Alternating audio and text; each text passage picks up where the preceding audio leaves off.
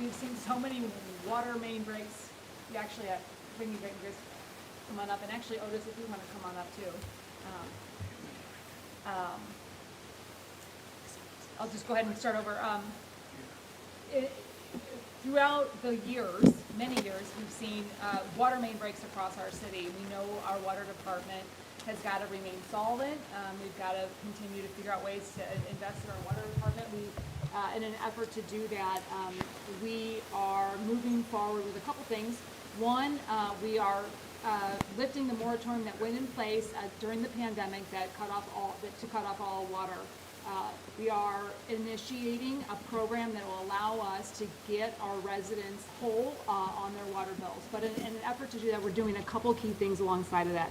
One, recognizing we have over 10,000 households that have been impacted by the tornado, and we are initiating a moratorium on all of those folks. So anybody affected by the tornado is going to continue to have an exemption here. But we're partnering with the Collector of Revenue and the Water Department to make sure that we have a very, very generous program for residents to be able to repay their water bills. We've also partnered not just with the Collector of Revenue, but the United Way to issue grants to folks who need to get whole on their water bills so that we can have a path to getting up to date on making sure that their utilities are up to date.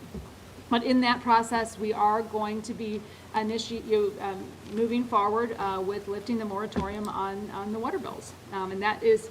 I also want to say too, we have been meeting with our consumer partners on this, making sure that we are moving forward with some measures of transparency and accountability with regards to our water rates and our water processes, and sharing data about the solvency of one of our most important assets, which is our water department. I'm incredibly proud of the work that our water department does, the product we produce, and the process that we're taking, the careful process we're taking to move forward in a thoughtful manner on this. The other thing I wanted to announce on the front end of this is a loan program SLDC has put together.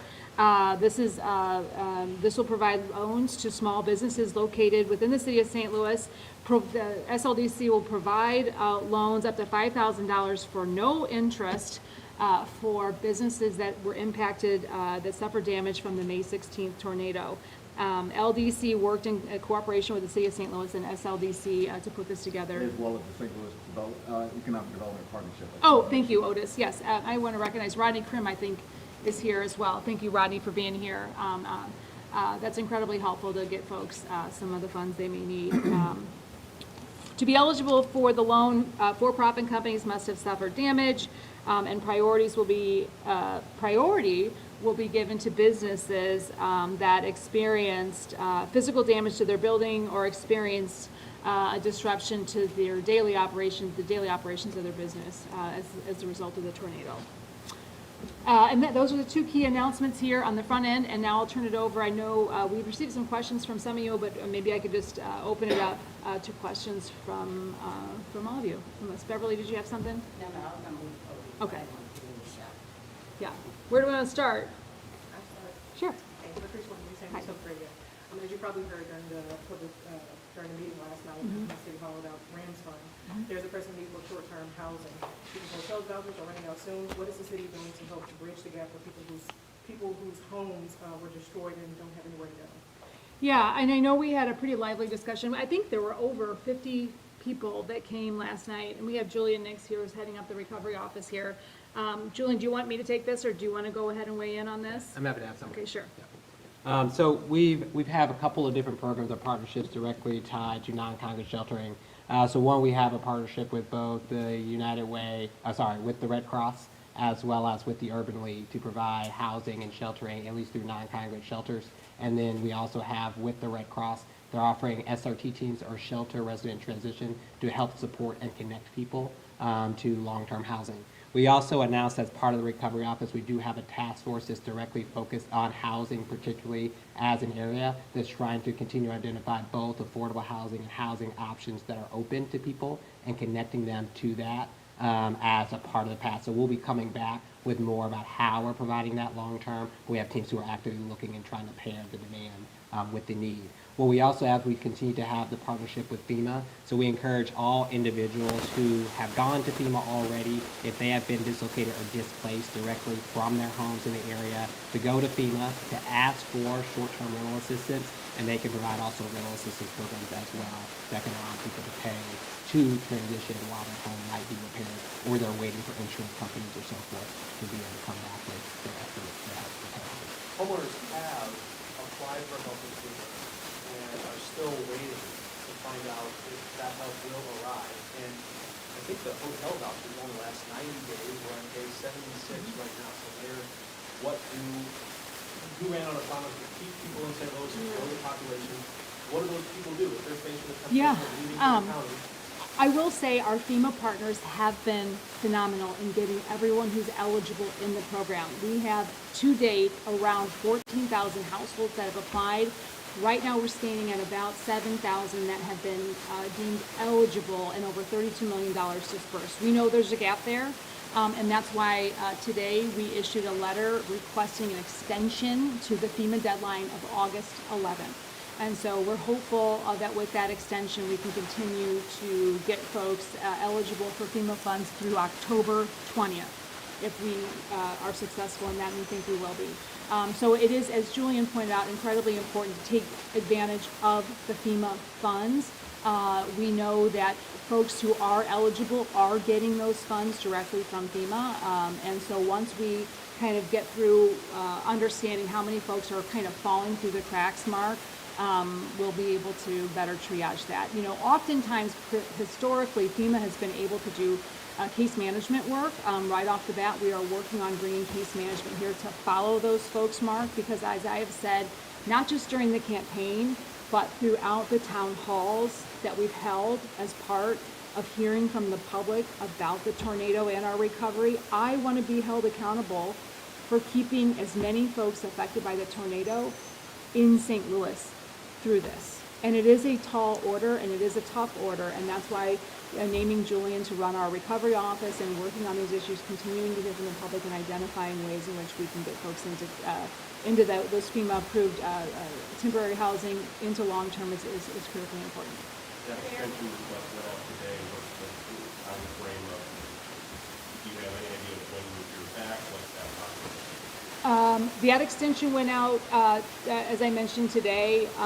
You know, we had to wait till close to the deadline to be able to submit that to show the need for continued support. We do believe, as I mentioned, those numbers on the front end, 14,000 households applied, about 50% have been eligible. We're still seeing over 100 households a day interface with our FEMA partners, so we know there's continued engagement.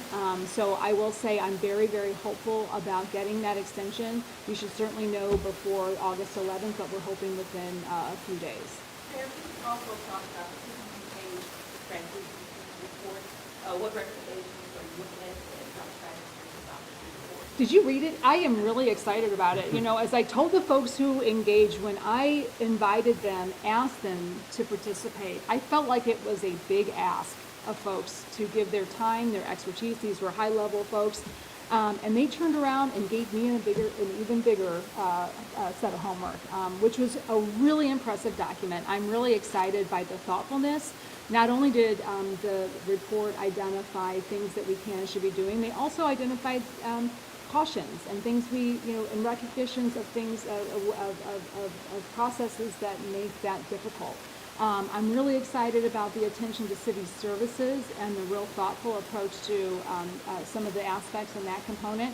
Obviously, there's a big focus on economic development, but I'm also really excited that the teams really also very cautiously looked at where we are today. They included thoughtful discussions about tornado recovery. And so Julian's taking on the effort of kind of weaving some of those out of the report specific to the tornado recovery. But I'm mostly really excited about the continued engagement. We had a small reception here. Folks overwhelmingly want to continue to be part of the process as we move forward. And I think having a roadmap that we know has critical buy-in is really important as we focus what we're going to be doing over the next year, several years here. Yes, and I mean, truly, what, it did align largely with my platform initiatives, my vision, and some of the work that we're already doing. Emily Tinhouse in my office identified as part of that some of the things that we had already been doing, some of the things that really were cross groups. These groups were not working together, and so it was really impressive to see some of the sort of just cross-sectionality that was organic, just recognizing that what work we need to do as a broader community. What short-term action items in that report did you see that you think we can get a jump on right now? Yeah, we're really honing in on some of the accountability and city services, the data, warehousing, the sort of really looking at the time that it takes to deliver a pothole being filled, those basic city services, that accountability component here on the city services piece is one of the areas in which we're really jumping start. We're also really focusing in on the Justice Center. That was identified, really honing in and doubling down on the safety there. We just had a fatality last week.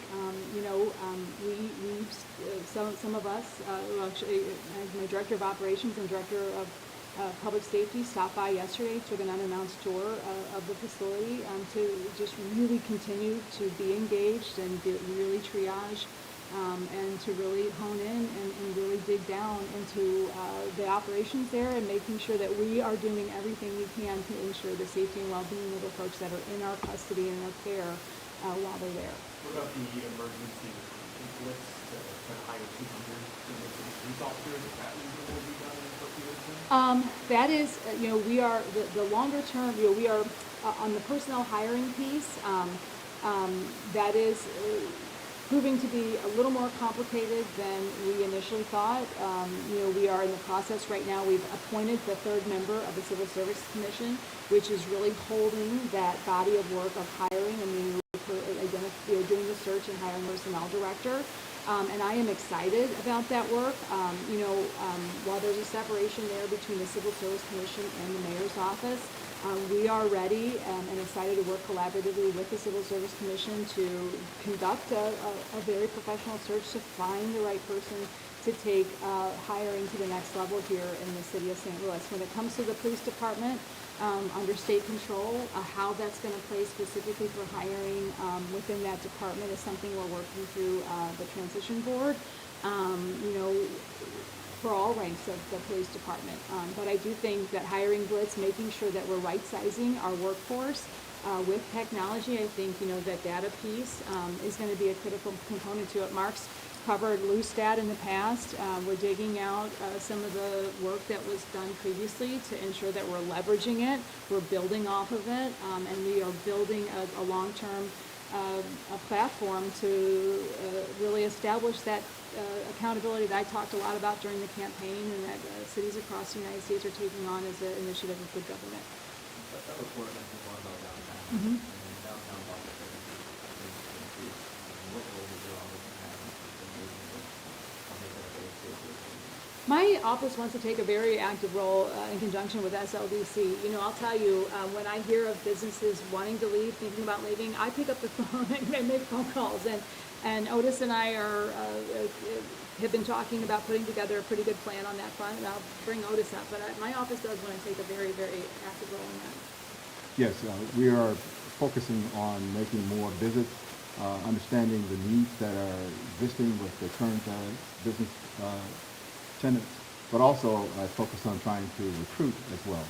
So it's an all-out effort to try and repopulate downtown. And we're working with our partners, both GSL and Economic Development Partnership, to make all that happen. Mr. Wilson, surely by now you've seen the report from SLPS calling to close half of the schools. In the past, SLDC has played a role in helping to repurpose those vacant school buildings.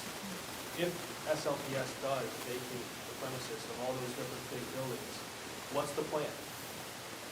Well, obviously, it was just announced, but I am meeting with the school board later this month to talk about a number of issues, and that will be on the topic. So we don't have a plan right at the moment, but we will use the same model that we had with the previous announcement years back, where we have been trying to redevelop the school and seeking developers, if you will, to try and redevelop those where they are.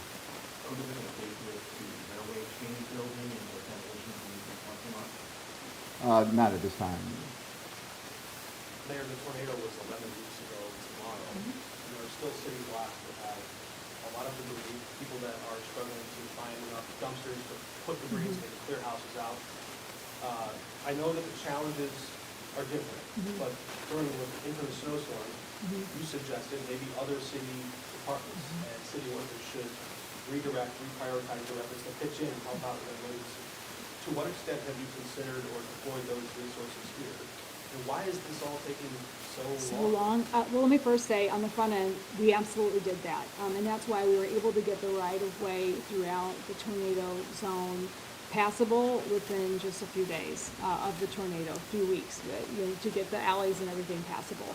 We deployed city departments across the board. We also engaged the private sector and had dozens of large contractor heavy equipment throughout the tornado zone for 2 weeks, really removing debris. Let me give you and by the way, pulling out like 7 million cubic square feet of debris already from the community. But you're right, there's a ton more to go. We've done a couple things. We did engage Spiritus, a large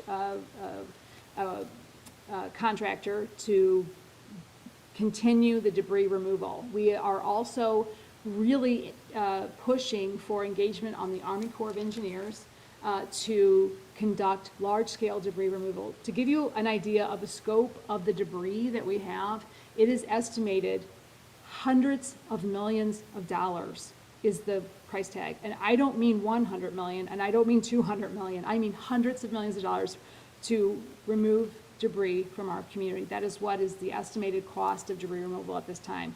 So what we're doing right now is working on a plan to bring in the Army Corps and have the debris removal plan developed and executed by professionals who have the capacity to do this large-scale work. In the meantime, we're continuing to work with the contractor, Spiritus, that we engaged with to do that debris removal. But we've also, as you rightly know, Mark, have to do the work of the rest of the city as well. We have debris removal. Our refuse department is out collecting debris throughout our city. So it is a bit of a balance here, but we are committed to continuing the debris removal, and we're hoping to get that broad, large-scale plan moving forward as quickly as we can. Just to be clear, are you saying that the refuse division is still actively working in tornado debris removal, or have they moved on?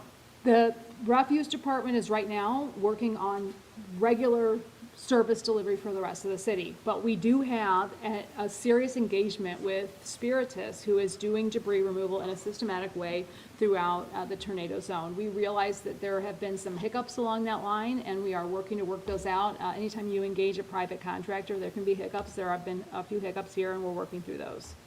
Mayor, what is your reaction to County Executive Sam Page getting indicted? Of course, this is the second one in a row. Does it hurt the region's reputation? To me, it's a sad day, certainly. I was certainly sad to read that.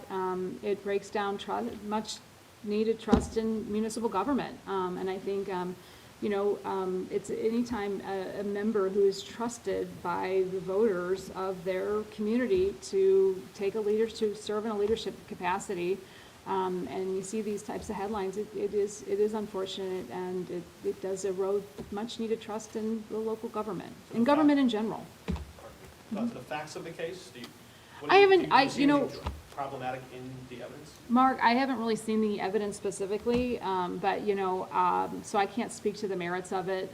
But obviously the headlines is kind of what I was speaking of, is certainly unfortunate for the region. Going back to FEMA, for families that are denied aid from FEMA, I believe Julian touched on this a little bit last night. Well, when can families expect to receive assistance from the city for those who have been denied, and how much can they get, and how can they apply? Yeah, I'll let Julian talk a little bit about this, but I also want to be very clear, and FEMA has been very clear. When you get that denial letter, it is often just the result of needing some additional paperwork. And so we want to make sure that we are encouraging each and every person who has gotten a denial letter to consider it just a please try again. And our FEMA partners have been phenomenal at helping walk families through what that looks like, how to accomplish it, and get the federal assistance that they're owed as taxpayers and as community members. So, would you mind just repeating this, make sure I got the full extent of your question? Just for families who have been denied aid from FEMA, just wondering, like, when can people expect money from the city? And how can they apply? And up to how much can they get from the city? Yeah, so I think it depends on what we're talking about. We don't have, just to be clear, we don't have a cash or assistance program. One of the things that we did announce was we did announce broader case management services to make sure we're getting a better handle, as Mayor Spencer said, of the needs of individual people and meeting that. As a part of the broader Ramsey, we announced a very small amount toward kind of the individual unmet needs assistance, that's $4 million. But if we're talking about things like housing, right now we're directly working with the Red Cross, who is our primary group that's helping lead our shelter resident transition services. I literally was getting a report today on what the statistics are for the number of people, what the different issues are to figure out how we start to meet that long-term need. But as of right now, we're still getting a full understanding of that and the gaps in with FEMA. We're literally on the phone with our FEMA partners today to even understand what levels of rental assistance can be applied, can those be increased, given that we are seeing a large difference between the market level of rent and the FEMA assistance of rent. But we're still currently looking at that data and shaping that long-term strategy, and we'll share more when we have it. Can I just add, I just want to add one thing to that too, Julian, if you don't mind. We also recognize that the home repair, even if you can apply, do apply, and do qualify, you know, FEMA isn't going to necessarily replace your roof and your wall. And we do have $5 million right now from the ARPA funds, 5.4, that is going into home repair. We've also put in another $5 million from the RAM settlement funds, and you can apply for those right now through Citizen Service Bureau. We did make that easier by just calling 311. So we do want to make sure that some of those home repair funds that folks are getting on the list. There are other programs. We know that several hundred folks had their electrical box removed. This is not just a matter of like calling Ameren and getting it plugged back in. You have to have an electrical permit. It's a well over $1,000 investment. That is being done right now through a partnership with Guarantee Electric as well as our IBEW folks. And so that program is up and running and it's free to residents. And so if you need that kind of assistance, that is available. If you are looking at making repairs and you need an architect, you can go right upstairs to 400 in our building division, and we have Ask an Architect for free. We do have some programs that are immediately and right now available to people who need it. But the direct cash assistance is one. We struggled as well. I want to be clear when thinking through some of these things. FEMA was very clear. They could not do a program that we were already doing. So because they have that direct assistance program, we could not have one. And so we wanted to make sure we got FEMA engaged and delivering all of the program they could as we try to triage what we are going to do with the limited local funds that we have. But we do have some available right now. We are encouraging folks to go through CSB, log in what you need in absence of the broader, specific disaster case management system. But some of those things are going out the door and they are very helpful. On the water bills? Yeah. How far behind is the city on collecting those payments? When Yes. will bills come due? Yes. Will that involve shutoffs? Yes, we started the water shutoff moratorium back at the very beginning of the pandemic in 2020. As of right now, we have over $12 million in unpaid water bills. So we are lifting the moratorium on shutting off water. So yes, that means that there will be shutoffs. But let me be very clear, that's not our purpose and it's not our focus. We are starting with the commercial users and kind of trying to hone in on some of the bigger water bills. But as part of this, we do have to start making sure that people are paying their water bills and that the water department has the income it needs to function on a regular basis. We just have to. When are those bills due? Right now, it depends. I mean, so if you have an overdue bill, I mean, technically speaking, your water bill is just due, right? But in conjunction and working with our collector of revenue, we are putting in place a very generous water repayment plan. So if you want to engage, if you realize that you're in arrears and you feel, and you recognize that lifting them, and you're not in the tornado zone, and you're worried about what this could look like, all you have to do is call and get on a payment plan, and we are here to work with you. I want to be very clear about that. We are here to work with each and every resident who can start to make payments on an outstanding bill, recognizing that we're trying to keep that balance between the money that the revenue our water department needs and making sure that we are not doing undue harm to folks. Can you just elaborate on these repayment plans? Is there interest involved with them? How long is the repayment period? Do you want to talk about it, Greg, or do you want me to kind of speak about it? Yeah, Please. either way. Again, well, on the, is interest part of it? The Interest, yes. Interest is part of past due bills, yes. Okay. Are they still being charged, even if they're not, if the house is not occupiable, and are they still being charged the flat rate? This is a very good question and a flag. And if you're in the tornado zone, let me be very clear. There is an exemption that we will be implementing an exemption for the tornado zone. We are also working through those issues, and I don't have a clear and direct answer for you right now because it not only pertains to our water bill, but it also pertains to the MSD bill. So we are trying to work through that, and that is part of, the thinking, but, the exemption for the entire tornado zone. And we're going to take a very, very thoughtful approach to that. If I could add to that real quick. Oh, go ahead, Neil. Yeah, so we don't charge late fees, and these generous plans that we're offering are going to have a long-term payment, terms, because we know that, the moratorium was instituted in 2020, so it's going to take a long time for some of these residents that have fallen far behind to get back on track. What's your name, please? Neeraj Patel, Director of Public Utilities. So, I'm in charge of the water division, and we do have a lot of funds that are owed, but we understand that, there's challenges out there with the financial impact that, the residents are seeing on this. So there will be a long-term repayment plan. We'll work with customers on that. We do have the assistance program that'll offer, direct assistance towards paying down that large balance that they may have. There are eligibility requirements there. We're announcing that program today. You all get some information on that, and then that'll start on August 20th for applications. And there won't be interest on the past due balance. Wait, the application process starts August 20th, or the moratorium is lifted August 20th? The application portal will open. We'll start receiving applications for that assistance on August 20th.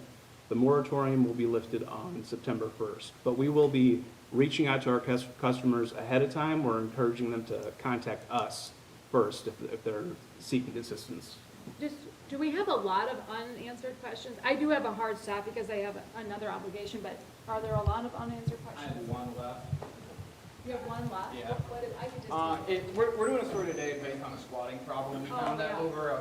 the city gets like hundreds of complaints a year. In your opinion, how big of a problem is it? What can you do? The squatting problem is a really big problem. I think one that was recently put in my attention was one on Cherokee Street. I happen to know some of the folks over there. It's my old district. And the number of calls for service are just mind-blowing. So it is unfortunate once a squatter situation takes hold, it becomes very difficult to eradicate. This is something that we are going to be working with our city attorney's office with and trying to address from a nuisance perspective. But it is a long-standing issue that the city has. It's one that's on my priority list. Of course, recognizing all the other pieces here, but I don't want to play it down. It is a big issue. And when you live on a street or next to a home that's been essentially taken over by squatters, it can be totally debilitating for the block. It can be devastating. It can be really, really difficult to work through. So we're aware of that. It's a complicated issue, and there's a complicated set of solutions here, but it is on my priority list to do. What's going on? You guys are like doing some kind of intake, like handshake, wink, wink, nudge, nudge. What's going on here? They're keeping you on time. They're taking my team.